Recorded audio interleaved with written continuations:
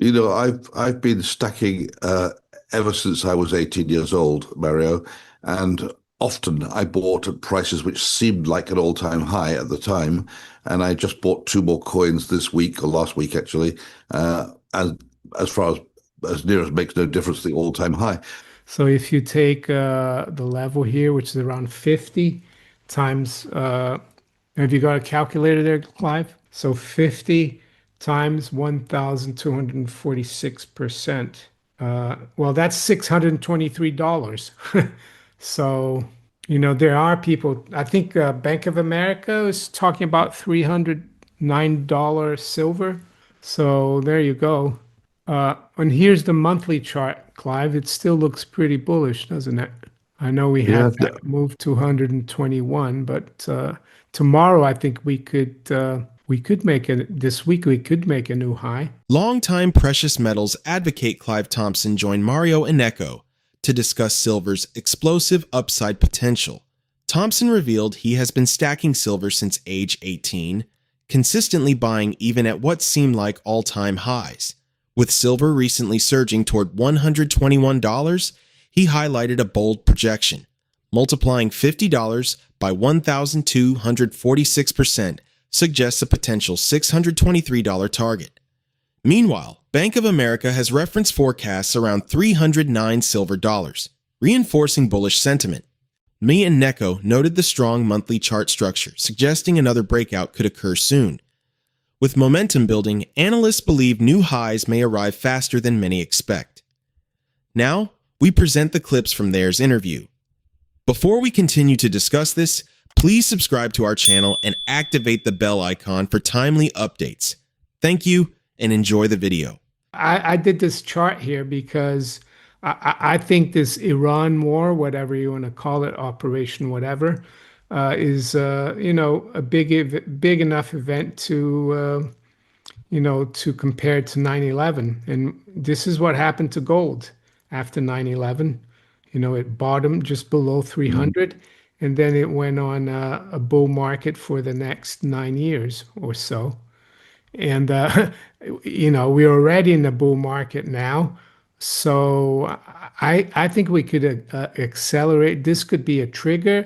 And Clive, some people are saying that this war, whatever you want to call it, could be an excuse for the powers that be to revalue gold and basically say, it wasn't our fault. It's because of we had to stop Iran, because they're going to bomb, build a nuclear weapon and so on and so forth. I think the United States has no choice but to revalue gold at some point in the near future. Whether they revalue it to the current market value or a higher level, I don't know. But when they do the revaluation, it will create them a few trillion dollars of effective cash, which they can use to reduce the debt or pay their bills. So it's kicking the can down the road, and they can obviously repeat that trick a few years later if they want to. But if they do revalue gold, it will put a floor under the price of gold at whatever level it is.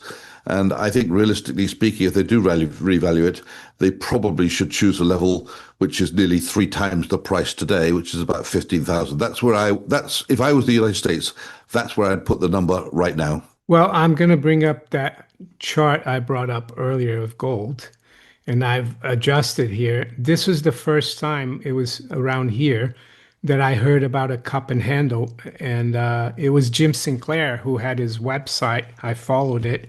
He was talking about it that once we broke through, I think at the time it was around 420, 430, that it would move up quite sharply. So it took a little while to develop the handle, but once it broke out, I mean, look at it. It went to 1,000. So, and then it corrected, but that's why I said it can go even more. But of course, this happened in '05, '06, and you just have to be patient because it took 6 years and we went to 1900. And then there is this cup and handle here, which seems to be working really well. This one here. Hmm. Yeah. So, and I think that, yeah, and there's the war right now. And this line here, I remember in 2024 looking at it because I knew it was going to come in around 2,700. And Mm. and once it broke out of it, it went up to like 2,800 or 850. And then after the US elections, it came back below it. But yeah, I thought that was really important, 2,700. And I don't get these things right all the time, but this time it's worked, you know? So, The environment for a higher precious metal price in gold, silver, and platinum as well is 100% there. Nothing's gone away. Nothing's changed. no. War or no war, we are in a situation where the confidence in currencies is reducing gradually, and there is a real possibility that at some point in the next decade we could go into a currency crisis, which of course will send gold effectively to a very, very high price. Yeah, oh, let's look at let's measure here because the question was about that, wasn't it? So let's go from the bottom here to here. It's 1,246%, right? So if you take the level here, which is around 50, have you got a calculator there, Clive? I can bring one up on the computer. No, let me just do it on my phone here. And then let's see what the objective is. So 50 times 1,246%. Well, that's $623. There are people, I think Bank of America is talking about $309 silver. So there you go. And here's the monthly chart, Clive. It still looks pretty bullish, doesn't it? I know we Yeah, had that move to 121, but tomorrow I think we could make it this week we could make a new high. Who knows? I've been stacking ever since I was 18 years old, Mario, and often I bought at prices which seemed like an all-time high at the time, and I just bought two more coins this week or last week actually, as far as near as makes no difference to the all-time high. But I don't have a particular worry. I'm pretty sure that in 3 or 4 years' time, I'm going to be looking at the prices I paid today and saying, wasn't I a smart cookie? Hence, precious metals commentators Clive Thompson and Mario Innecco analyzed gold's powerful technical setup amid rising geopolitical tensions. Comparing today's environment to the aftermath of September 11th attacks, they noted how gold launched into a 9-year bull market after 2001. Thompson argued that war and declining currency confidence could accelerate the current rally, potentially triggering a U.S. gold revaluation near $15,000. Referencing insights from Jim Sinclair, Innecco highlighted historic cup and handle breakouts that preceded major advances, with silver projections reaching $623 and institutional targets rising. Both remain firmly bullish long term. Let's get back to the interview. If you look at that chart of gold, uh, and you've done your homework and you know that gold is money and the dollar is the opposite of gold. It's a currency that used to be, a promissory note for gold. Then the dollar is already crashing because the higher gold goes, the lower, less value the dollar has. And why is that? Well, because for thousands of years, gold has been, the key store of wealth and measure of value, right? But it's not just the dollar crashing. All other currencies are going down versus gold. I think the dollar will remain still an important currency as a method of payment, but more and more central banks, Clive, are buying gold for their reserves and very wealthy individuals and funds, right? The dollar's going down against gold, and that's the main thing we should be measuring it against.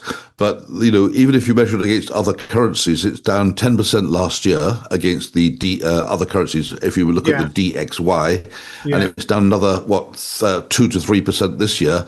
And we're only 2 months into the year. So that's on par for another 10 or 12% down. I'd rather exchange my fiat for gold and silver and always keep my silver. But where would I think right now, probably not the best time. I think silver is going to start outperforming again, or maybe not. But probably right now is not a bad time to convert some silver to gold, but keep your silver, I would say. In terms of percentage, yeah, I think it should be the other way around. You should have more gold because silver will do really well, I think, going forward. So if you have 10% in silver, 90% in gold, in a few years' time, that could be more like 40-60. We're currently at a silver gold ratio of around 57 times. 57 ounces of silver makes 1 ounce of gold. I know a few months ago we were at 100 to 1, but that was really an exception.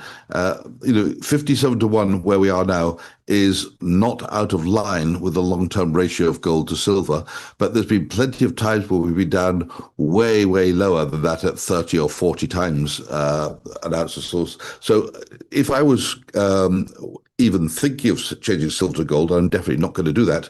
But if I was doing it, I wouldn't be doing it at today's price. I would be waiting for a better price, i.e. for the ratio to be maybe below 30 times, i.e. Yeah. 30 ounces of silver buy you an ounce of gold.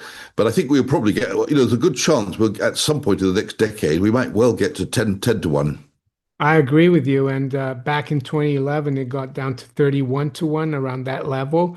I think this time around, we're going to break through that level. And yeah, we could go back to 10 to 1. Historically, of course, in the last few hundred years, prior to like the late 1800s, it was always around 15 or 16 to 1. And I think during Roman times, Clive, it was 12 to 1. Yeah, and if we go, we're quite like to get back to those levels, but I think it will overshoot. And that's why I say 10 to 1 is a possibility. Yeah, yeah. There's some people who think it will go 1 to 1. People like Bix Weir. He's very bullish gold. Have you heard of Bix Weir? No, but you can't exclude anything. There is a Yeah. demand for silver for industrial use. Every ounce of silver ever produced has effectively been consumed. I Yeah. mean, obviously some above the ground, but it's not. It's not like gold where it's all above ground. Silver, which is mined, is 100% consumed. So Yeah. if the demand continues to rise, there's no telling where the price could go relative to gold. It could become more important than gold because there's always going to be plenty of gold in a certain sense. But silver is in very short supply now for those who need it. In a detailed precious metals discussion, Clive Thompson and Mario Innecco emphasize that gold's rise reflects currency debasement rather than simple price appreciation. They argue the US dollar's decline is best measured against gold, the historic store of value for thousands of years. With central banks increasing gold reserves and the US dollar index trending lower, confidence in fiat currencies appears to be eroding. The pair also highlighted the gold to silver ratio near 57 to 1, noting historical norms closer to 15 to 1 and potential overshoots toward 10 to 1. Strong industrial demand and limited supply could drive silver to significantly outperform gold in the coming cycle. Share your thoughts on his analysis in the comments section below. If you find this video informative, please support us by turning on notifications to stay informed about our latest videos. See you in the following video. Thanks for watching.